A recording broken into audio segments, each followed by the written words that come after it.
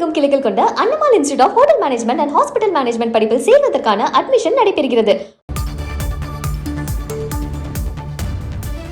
கேரள மாநிலம் கொச்சியில் கப்பலோடு கடலில் மூழ்கிய கண்டெய்னர்களில் ஒன்று கொல்லம் பகுதியில் கரை ஒதுங்கியிருப்பதாக தகவல் வெளியாகியிருக்கிறது. விவரங்களை செய்தியாளர் பிரசாத் வழங்கிட நாம் கேட்போம்.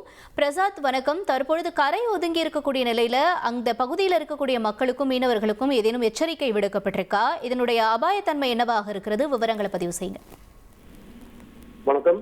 கேரள மாநிலம் கொச்சி கடல் பகுதியில் இருந்து 38 கடல் மைல் தூரத்தில் ஒரு லைபீரியன் கப்பல் கடலில் மூழ்கி, இந்த கப்பலில் 640 கண்டெய்னர்கள் காணப்பட்ட நிலையில் அவற்றில் பல கண்டெய்னர்கள் கடலுக்குள் விழுந்தது.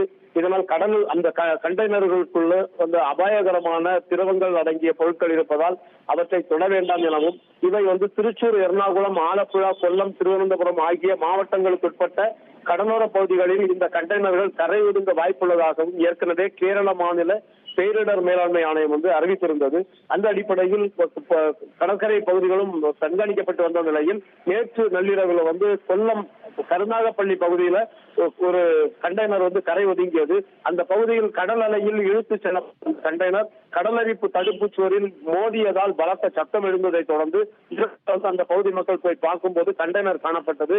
ஏற்கனவே அந்த பேரிடர் மையம் எச்சரிக்கை விடுத்ததுனால உடனடியாக இது குறித்து மாவட்ட நிர்வாகத்துக்கும் அரசு அதிகாரிகளுக்கும் தெரிவிக்கப்பட்டது. உடனடியாக அங்கிருந்த அதிகாரிகள் தற்போது அந்த கண்டெய்னரை அங்கிருந்து அகற்றுவதற்கான நடவடிக்கை எடுத்திருக்கிறார்கள். இதற்கு மேலாக இந்த கடலில் விழுந்த கண்டெய்னர்களில் 12 கண்டெய்னர்கள் 250 டன் கால்சியம் கார்பைடு இருப்பதாக கூறப்பட்டிருக்கின்றது. இந்த கால்சியம் கார்பைடு தண்ணீரில் கலந்தால் அசிட்டிலின் வாயு உருவாகி வெடிப்பதற்கு வாய்ப்பு இருப்பதாக ஏற்கனவே எச்சரிக்கப்பட்டுள்ளது.